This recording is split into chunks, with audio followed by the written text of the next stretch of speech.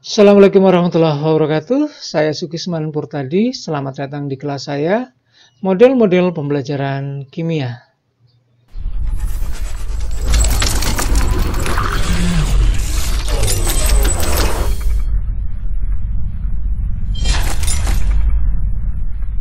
Model pembelajaran kimia untuk bab yang ke-6 akan menampilkan teknik-teknik pembelajaran kimia. Apa yang akan kita bicarakan di dalam bab ini? Yang pertama adalah definisi dari teknik pembelajaran. Nanti kita akan membahas bagaimana teknik itu berbeda dari istilah-istilah di dalam strategi pembelajaran yang lainnya. Kemudian langsung kita berikan contoh teknik pembelajaran yang sering digunakan di dalam pembelajaran kimia. Antara lain, yang pertama adalah ceramah, kemudian tanya jawab, kemudian kita bicara tentang presentasi, dilanjutkan dengan demonstrasi. Kita juga bicara tentang modeling, mnemonik, dan yang terakhir adalah online atau pembelajaran dengan menggunakan internet dari sisi teknik pembelajaran. Definisi dari teknik pembelajaran. Kita sudah membicarakan tentang pendekatan, model dan metode pembelajaran. Kita sudah menggali lebih banyak tentang model-model pembelajaran, metode-metode pembelajaran. Berbeda dengan istilah-istilah yang ada di dalam strategi pembelajaran yang lainnya, teknik ini memang dibedakan dari istilah-istilah tersebut. Kalau kemarin saya membicarakan bahwa metode dan model itu kadang-kadang menggunakan istilah yang sama, tetapi memiliki fokus yang berbeda. Saat kita bicara tentang inquiry misalnya, saat fokus kita adalah pada langkah-langkah pembelajarannya, langkah dari awal sampai akhir pembelajaran, hanya pada fokus itu, terfokus pada proses pembelajarannya, maka kita membicarakan tentang metode. Oleh karena itu, kadang-kadang di belakang kata inquiry kita beri tambahan yang lain supaya membedakannya dengan model. Misalnya inquiry terbimbing, inquiry bebas, dan sebagainya. Mungkin juga POGIL dan seterusnya.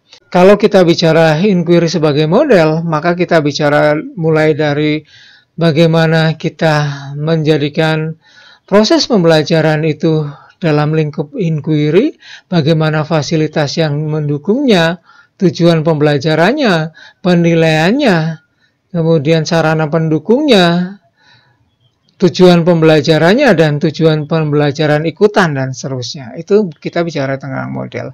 Tetapi di dalam teknik itu sedikit berbeda. Teknik itu tidak digunakan untuk mencapai tujuan pembelajaran yang besar, seperti yang sudah dituliskan di dalam rencana pembelajaran. Teknik itu merupakan suatu langkah pembelajaran yang digunakan untuk mencapai tujuan sesaat. Jadi digunakan untuk mencapai tujuan pendek-pendek yang sesaat, yang sudah selesai saat teknik itu digunakan. Misalnya saya ingin Anda mengetahui definisi mol misalnya. Nah, saya mungkin bisa menggunakan sebuah teknik ceramah atau bertanya jawab atau yang lainnya. Tekniknya, kita tidak menggunakan sebuah metode, kita tidak membicarakan metode yang panjang untuk hanya menjelaskan tentang definisi mol itu saja. Atau mungkin supaya Anda mengenal bilangan Avogadro, supaya siswa kita mengenal bilangan Avogadro, kita bisa menggunakan teknik secara langsung, menjelaskan apa yang dimaksud dengan bilangan Avogadro, menuliskan bilangan Avogadro itu apa, atau kita bisa melakukan analogi dulu, membandingkan dengan yang lain dan seterusnya, supaya siswa tahu tentang bilangan Avogadro. Jadi tujuannya hanya tujuan sesaat. Oleh karena itu, karakteristik dari teknik pembelajaran yang berbeda dari istilah-istilah strategi pembelajaran yang lain, yang pertama adalah teknik merupakan bagian dari metode untuk mencapai tujuan per tahapan. Jadi kalau di dalam metode itu ada fase-fasenya, nah untuk setiap fase itu ada tujuan-tujuan tertentu. Untuk mencapai tujuan tertentu digunakan teknik-teknik yang sesuai dengan pencapaian tujuan tersebut. Kemudian teknik itu juga tidak memiliki langkah besar. Langkahnya juga tidak harus selalu runtut seperti di dalam metode, dan juga tidak menggunakan langkah yang kompleks ya. Istilahnya adalah kompleks atau rumit. Kompleks itu mulai dari pendahuluannya sampai pada terakhir kesimpulan. Teknik itu sekali lagi hanya sesaat. Teknik yang sama dapat digunakan untuk berbagai macam metode. Nanti Anda akan melihat suatu teknik misalnya yang akan saya bicarakan adalah teknik ceramah misalnya. Ceramah itu bisa digunakan untuk metode inquiry, kemudian konsep attainment, dan berbagai macam metode yang lain. Karena sesungguhnya tidak akan mungkin suatu metode tanpa menggunakan ceramah. Siswa mesti akan bingung, terutama di tingkat SMA. Kita tidak mungkin memberikan bahannya langsung pada siswa, suruh pelajari sendiri, kemudian kita ingin mereka memahami bahan pelajaran itu. Mereka perlu, paling tidak ada beberapa hal yang harus dijelaskan. Kemudian, sesuai dengan karakteristik siswa, guru, dan fasilitas pada saat teknik itu berlangsung. Seorang guru mungkin menggunakan metode yang sama pada kelas yang berbeda, tetapi bagaimana tekniknya untuk mencapai tujuan dari setiap fase atau langkah di dalam metode itu mungkin tergantung pada kondisi siswanya, tergantung pada kondisi kelasnya, tergantung juga pada mood gurunya. Kadang seperti itu. Itu adalah karakteristik dari teknik pembelajaran. Selanjutnya kita akan membahas tentang teknik yang pertama, yang paling umum digunakan, yaitu ceramah. Ceramah merupakan teknik yang paling umum, paling tua saat kita ingin menjelaskan suatu materi pada siswa kita. Jadi ceramah itu sifatnya lebih ekspositori, memberikan penjelasan pada siswa kita. Biasanya digunakan untuk mengklarifikasi materi atau konten, seperti yang sudah saya sebutkan di awal. Di dalam proses pembelajaran, sepertinya tidak akan mungkin kalau konten atau materinya itu diberikan tanpa melalui ceramah, tanpa melalui penjelasan. Karena dengan menggunakan penjelasan itu sebenarnya kita juga bisa membuat koneksi antar konsep. Jadi bukan hanya sekedar menyampaikan fakta pada siswa, fakta-fakta yang harus dihafal oleh siswa, akan tapi kita juga bisa menjelaskan bagaimana konsep-konsep itu saling berhubungan, kemudian memberikan penjelasan rinci mengenai materi yang tadi kita bicarakan. Ceramah juga digunakan untuk menjelaskan langkah kerja. Ya, kadang-kadang langkah kerja perlu dijelaskan dengan menggunakan teknik ceramah, menyampaikan memberikan penjelasan langsung pada siswa kita bagaimana langkah-langkah kerja yang kita kehendaki, walaupun mungkin kita sudah memberikan lembaran yang berisi langkah kerja, tetapi kita tidak ingin meninggalkan bahwa siswanya tidak melakukan langkah kerja seperti yang kita inginkan karena mereka tidak paham saat mereka hanya membaca langkah kerjanya. Jadi kita memberikan penjelasan yang menggunakan ceramah tadi. Kemudian juga petunjuk akan berbagai macam hal dan sebagainya. Intinya adalah menjelaskan seperti yang disampaikan di awal tadi, ekspositori. Ciri khas dari ceramah itu adalah biasanya spontan, artinya kita bisa melakukan ceramah kapan saja, dengan materi apa saja. Jadi waktu kita masuk, kita biasanya lebih siap dengan menggunakan ceramah daripada menggunakan teknik-teknik yang lain, terutama karena biasanya alat-alat bantu itu perlu dipersiapkan lebih banyak untuk menggunakan teknik-teknik yang lain. Kadang-kadang teknik ceramah ini tidak memerlukan alat-alat bantu yang lain.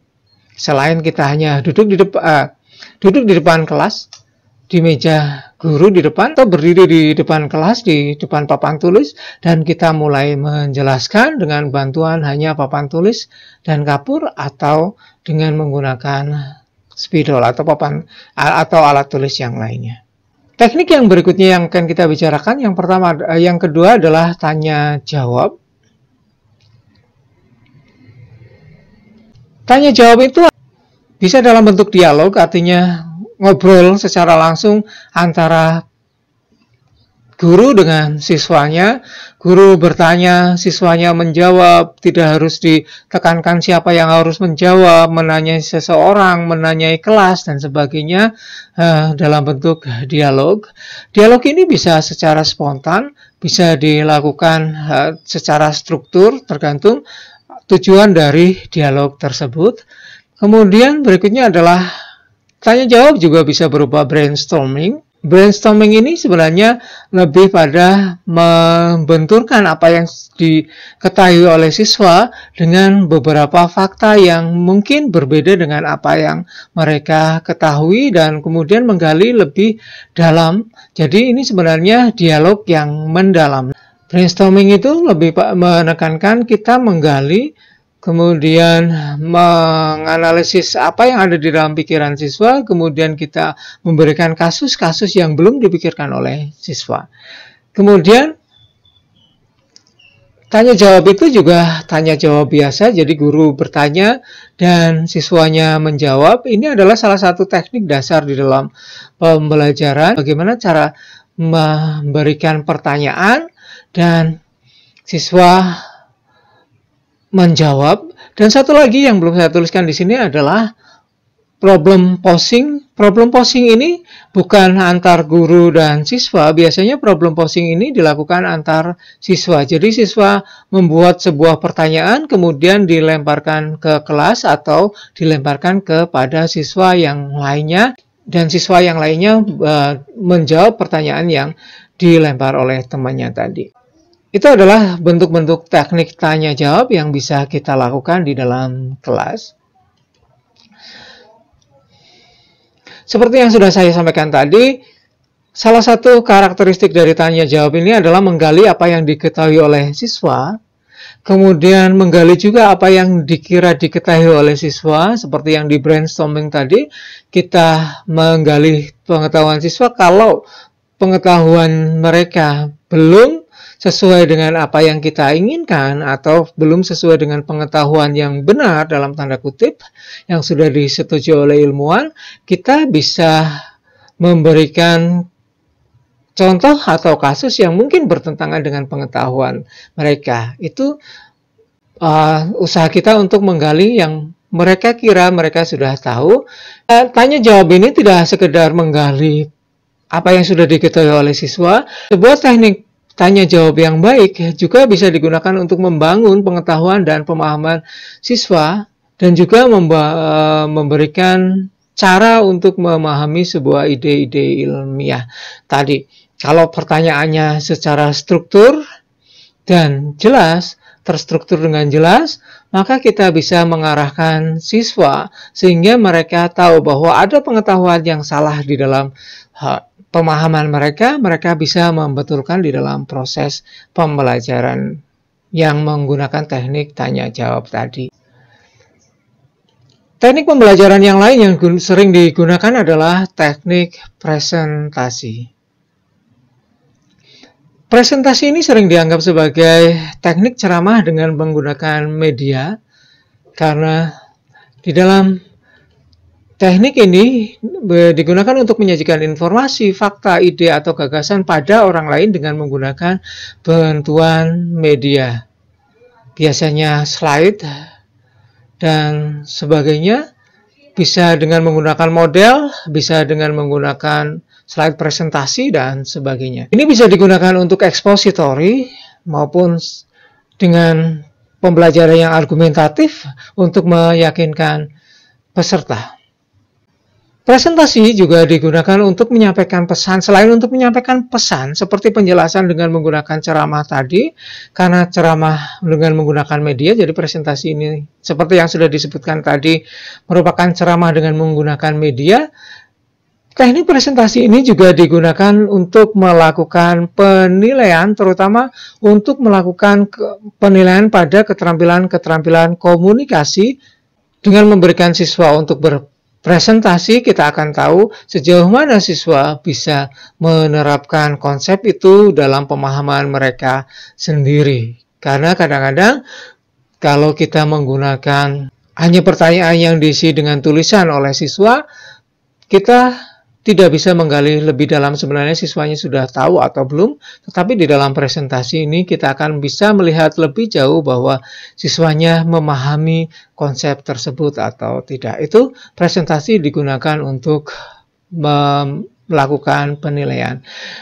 Ada beberapa aturan di dalam presentasi yang bisa digunakan, walaupun ini bukan merupakan aturan yang strict ya, harus seperti itu, akan tetapi kita bisa paling tidak rambu-rambu untuk waktu kita presentasi. Yang pertama adalah aturan 66. Yang dimaksudkan di sini adalah untuk satu slide presentasi itu sebaiknya tidak lebih dari 6 kalimat dan setiap kalimatnya tidak lebih dari 6 kata. Itu aturan 66. Jadi tidak boleh lebih dari 6 kalimat, setiap kalimatnya tidak boleh lebih dari 6 kata.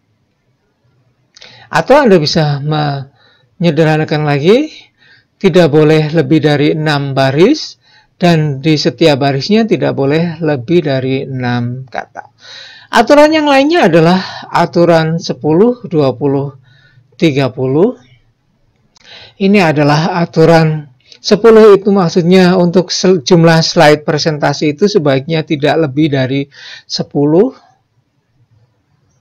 Presentasi itu sebaiknya tidak lebih dari 20 menit. Karena lebih dari 20 menit audiens kita akan mulai bosan. Kemudian yang terakhir 30 itu biasanya digunakan untuk ukuran fontnya. Jadi ukuran fontnya itu sebaiknya tidak kurang dari 30 poin. Jadi itu adalah aturan-aturan yang bisa kita gunakan sebagai rambu-rambu saat kita melakukan presentasi. Tetapi ini tidak strict harus seperti itu, tergantung bagaimana Anda bisa menampilkan menjadi sesuatu yang mudah terlihat dan menarik audiens. Itu yang paling pokok di dalam presentasi. Teknik pembelajaran yang berikutnya yang biasa digunakan untuk pembelajaran kimia adalah demonstrasi.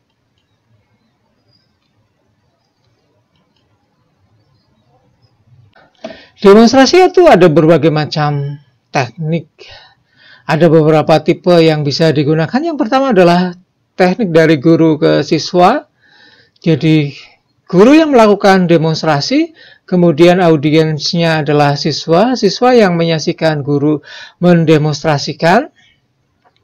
Atau juga bisa dilakukan dengan teknik siswa ke siswa. Jadi kita meminta siswa untuk mendemonstrasikan kepada teman yang lainnya. Biasanya kalau kita sudah mendemonstrasikan pada dalam satu kelompok kecil siswa, kemudian kita minta siswa ini, kelompok ini mendemonstrasikan pada teman yang lainnya.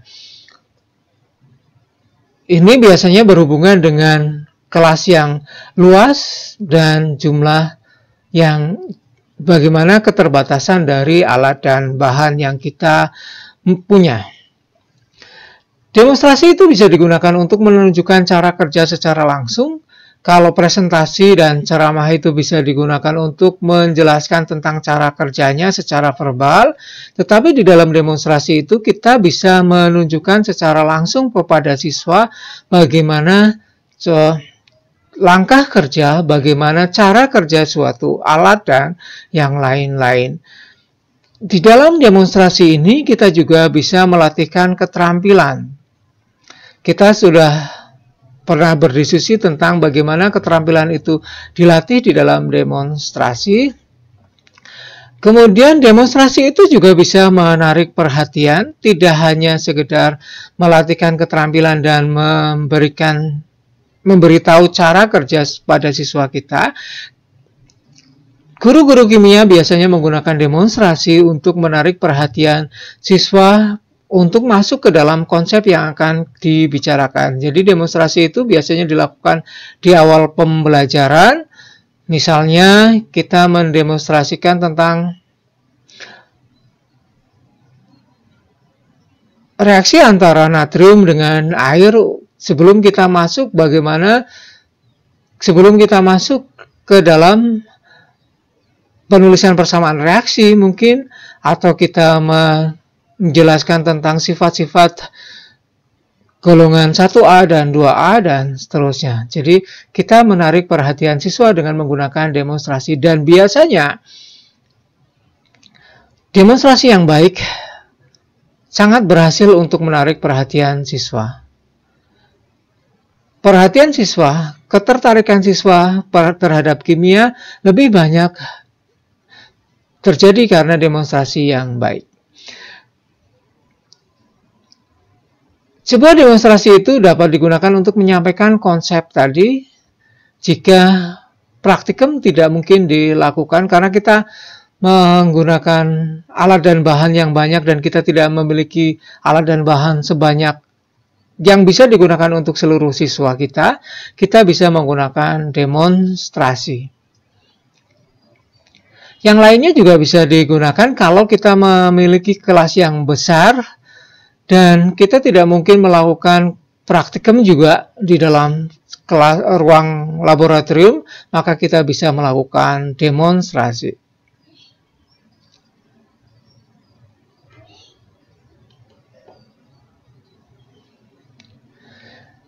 Dan yang berkembang sekarang, demonstrasi juga bisa digunakan untuk melakukan penilaian, bisa digunakan untuk melihat cara kerjanya siswa, apakah mereka sudah mendapatkan keterampilan yang kita maksud, atau kita juga bisa menggunakan demonstrasi untuk melihat apakah siswa sudah mengenal konsep yang kita maksudkan di dalam demonstrasi tersebut. Teknik pembelajaran yang berikutnya adalah pemodelan. Pemodelan itu ada dua macam. Yang pertama adalah analogi dan metafora. Sebenarnya di dalam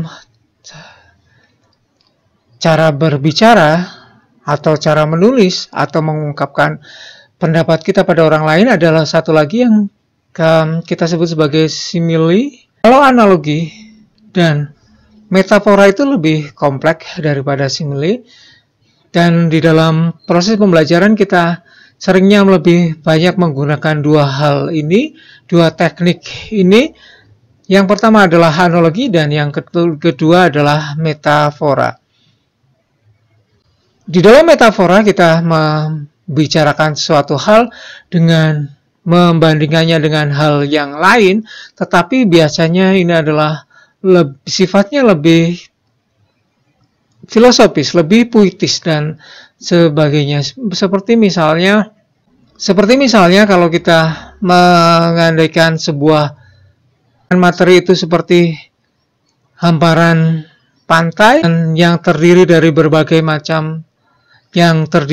banyak sekali atom-atom yang seperti butiran pasir, itu adalah sebuah metafora. Analogi itu hampir mirip dengan metafora, tetapi yang paling ditekankan di dalam analogi adalah tujuan akhir dari analogi adalah bagaimana membandingkan satu benda dengan benda yang lain pada sisi yang memudahkan siswa untuk memahami dari konsep yang sedang disampaikan tersebut. Misalnya, seperti kita menggunakan model molekul, benda dari model molekulnya sendiri sebenarnya adalah media, tetapi teknik bagaimana kita menjelaskan dengan menggunakan media itu adalah teknik analogi. Jadi kita menganalogikan atom itu seperti bola yang disatukan dengan menggunakan stick untuk membentuk ikatan. Jadi itu adalah sebuah analogi. Jadi bola dengan bola bisa menyatu dengan menggunakan stick. Analogi yang lain adalah, ini terlepas dari konsep ini akan memunculkan miskonsepsi atau tidak, adalah kalau misalnya kita bicara seperti atom itu seperti bawang yang kalau diiris ada kulit-kulit tertentu. Atom itu juga menunjukkan adanya kulit. Nah, itu adalah analogi yang sering digunakan oleh guru kita untuk menganalogikan atom. Jadi, Anda tahu sekarang itu yang dimaksud dengan analogi. Analogi itu bisa secara verbal, seperti yang disampaikan tadi. Kita hanya ikut membayangkan saja. Misalnya, ayo kita bayangkan atom itu seperti bawang yang kalau kita lihat dengan belahan melintang atau membujur, kita akan melihat ada lingkaran-lingkaran. Ya, itu seperti itulah kulit atom. Walaupun sebenarnya analogi ini sudah banyak menentang, saya hanya ingin mencontohkan bahwa ini adalah analogi. Itu verbal. Tetapi kita juga bisa menggunakan media seperti model molekul dengan gambar, dengan menggunakan gambar, bagaimana transfer elektron. Misalnya kita membuat gambar atau animasi dari pemain bola yang satu mentransferkan bolanya ke pemain yang lain, itu adalah proses transfer elektron antar atom. Nah, itu juga merupakan sebuah analogi. Jadi penekanan dari analogi itu adalah sampai pada tujuan bahwa siswa memahami apa yang diinginkan oleh si pembuat analogi, yaitu guru atau kita. Di dalam analogi, kita menginginkan siswa melihat apa yang biasanya tidak terlihat. Bisa dibayangkan tadi ya, analogi yang sudah saya sampaikan tadi. Kemudian, analogi juga bisa digunakan untuk sebagai awalan atau pancingan untuk mendiskusikan ide-ide dengan siswa. Kalau kita menggunakan model molekul untuk menganalogikan atom-atom kita berikatan, kita bisa menggali mereka. Misalnya, waktu atom C, bagaimana atom C itu bisa melakukan ikatan tunggal dan ikatan rangkap dengan menggunakan stick yang bisa lentur sehingga bisa dilengkungkan. Kita bisa menunjukkan pada mereka kemungkinan dua atom C itu bisa melakukan rangkap sampai 3, tetapi mereka tidak bisa melakukan rangkap sampai 4. Itu misalnya. Atau kita bisa memberikan pada mereka beberapa buah atom C, kemudian beberapa atom H yang lainnya, kemudian mereka diminta untuk menyusun struktur yang paling mungkin dari sejumlah atom C dan H tersebut, termasuk kemungkinan melakukan ikatan rangkap dan sebagainya. Jadi penggunaan analogi itu bisa digunakan sebagai awalan untuk melakukan diskusi lebih dalam lagi. Jadi tekniknya di awal, kemudian dilanjutkan dengan menggunakan teknik-teknik yang lain. Analogi juga membantu siswa membangun pengetahuan mereka. Seperti yang sudah saya sampaikan tadi, analogi yang baik akan memberikan pemahaman yang lebih baik pada siswa daripada kita hanya menyampaikan konsep yang verbal yang mungkin tidak diketahui oleh siswa. Kita bisa mengandaikannya dengan yang lainnya. Teknik pembelajaran yang sering digunakan, yang menarik lainnya adalah mnemonik. Teknik ini adalah suatu teknik yang dirancang untuk membantu siswa untuk meningkatkan daya ingat mereka akan informasi yang penting. Jadi, untuk membantu siswa di dalam mengingat informasi-informasi yang penting yang kita sampaikan atau yang dijelaskan di dalam kelas dengan menggunakan satu teknik yang disebut sebagai teknik mnemonik. Teknik mnemonik ini sebenarnya teknik mengingat dengan cara kita mengingat hal yang lainnya. Jadi ini sering juga disebut sebagai jembatan keledai. Ini digunakan untuk menghubungkan pembelajaran baru dengan pengetahuan yang sebelumnya melalui penggunaan isyarat visual atau akustik. Salah satu contoh mnemonik yang sering Anda dengar adalah misalnya Anda menghafal unsur-unsur di dalam golongan 1A atau golongan-golongan yang lain. Anda mungkin masih ingat waktu Anda belajar mengingat golongan 2A yang terdiri dari BE, MG, CA, SR, dan seterusnya. Dengan menggunakan rima seperti ini, bebek, mangan, cacing, seret banget rasanya. Nah, seperti itu adalah contoh dari mnemonik. Mnemonik tidak hanya yang seperti ini, mnemonik juga bisa kita lakukan dengan menggunakan lagu misalnya. Beberapa orang menggunakan sambil belajar sambil mendengarkan lagu, saat dia mengingat kembali, dia mengingatnya bukan urutan dari apa yang dia pelajari tadi, tapi dia mengingat lagunya. Dengan mengingat lagu, dia mengingat urutan dari konsep yang dia pelajari. Itu adalah cara mnemonik juga. Mungkin cara yang lain dengan menggunakan gambar dan yang lain-lainnya. Oleh karena itu, mnemonik itu bisa dilakukan dengan isyarat visual, dengan verbal, dan juga menggunakan cara akustik. Ini tergantung pada penggunaan kata-kata kunci, kata-kata berima, akronim, dan sebagainya seperti yang sudah dijelaskan tadi ya. Mnemonik itu bisa dilakukan dengan beberapa tipe. Yang pertama dengan kata kunci, jadi kita menghafalkan kata-kata kunci dari kata yang panjang. Kalau Anda ikut pramuka misalnya, saya masih ingat waktu saya ikut pramuka menghafal dasa dharma itu, sampai sekarang masih hafal karena saya menggunakan kata-kata kunci dari setiap kata dari setiap kalimat dasa dharma dari 1 sampai 10. Kemudian pegword ini yang tadi kita gunakan sebagai jembatan keledai, kita mengganti satu kata dengan kata yang lainnya supaya kita mudah mengingatnya dengan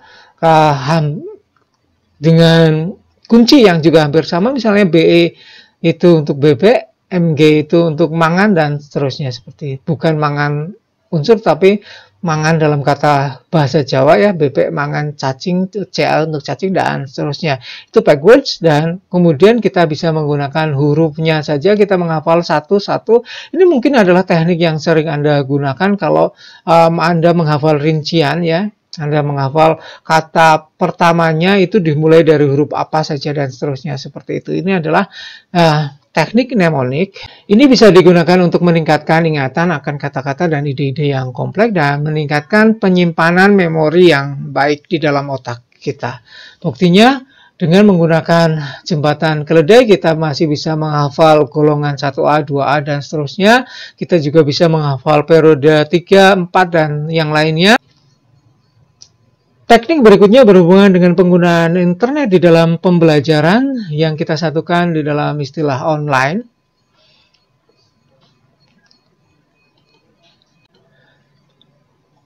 Jadi ini adalah kelompok teknik pembelajaran yang menyertakan teknologi elektronik melalui internet untuk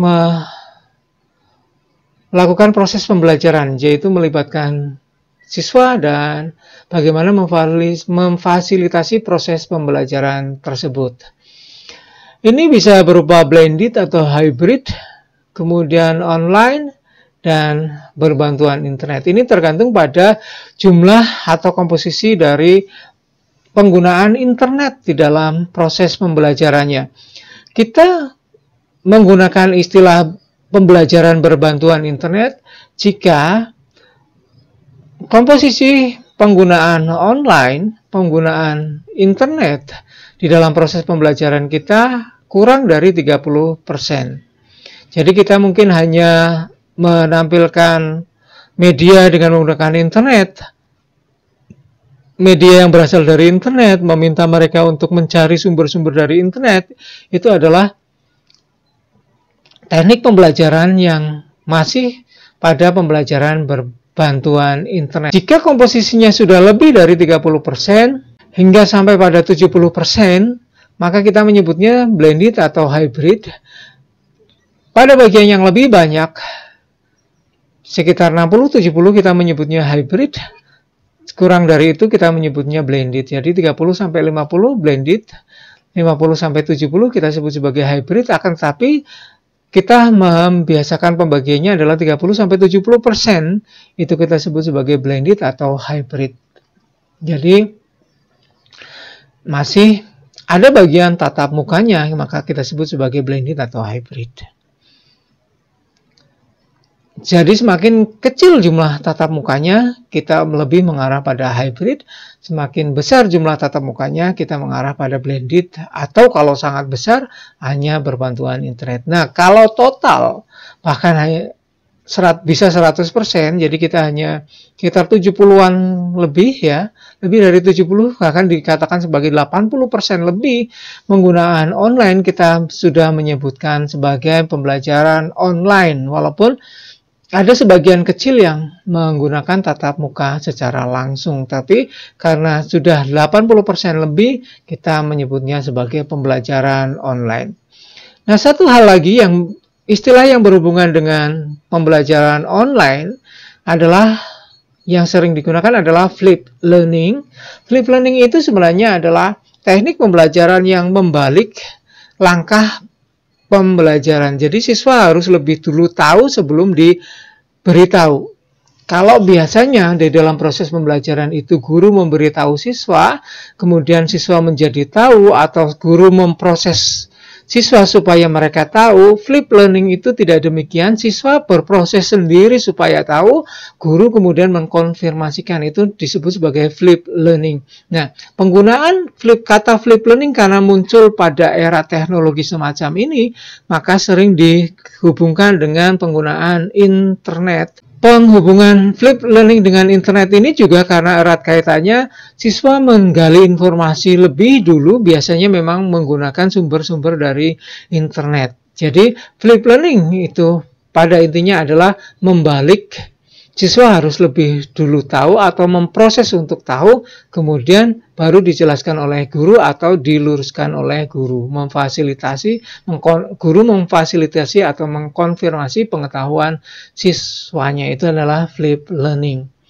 Jadi ini bisa dilakukan dengan menggunakan blended, bisa online, bisa pembelajaran berbantuan internet. Jadi tidak masuk di dalam pengkategorian yang tiga itu, tetapi bisa digunakan untuk ketiga teknik tersebut. Itu ya, jadi blended, hybrid, online atau perbantuan internet itu merupakan teknik. Kenapa bukan merupakan sebuah model? Karena modelnya bisa dilakukan dengan menggunakan model apapun. Misalnya, problem-based learning bisa dilakukan dengan teknik perbantuan internet. Oleh karena itu, baik flip, hybrid learning, blended learning, online learning, pembelajaran berbantuan internet, itu hanya merupakan sebuah teknik. Kita bisa menggunakan metode apapun dengan teknik-teknik yang tergabung dalam teknik yang online atau penggunaan internet. Demikian penjelasan saya untuk bab 6 dari model-model pembelajaran kimia, yaitu teknik-teknik pembelajaran. Saya sangat berharap bahwa penjelasan saya menimbulkan rasa ingin tahu lebih jauh lagi di dalam pikiran Anda, supaya Anda akan menggali informasi lebih banyak. Jika masih ada pertanyaan, silahkan sampaikan di dalam forum diskusi psikologi atau di komentar di video ini. Terima kasih atas perhatian Anda. Selamat belajar. Assalamualaikum warahmatullahi wabarakatuh.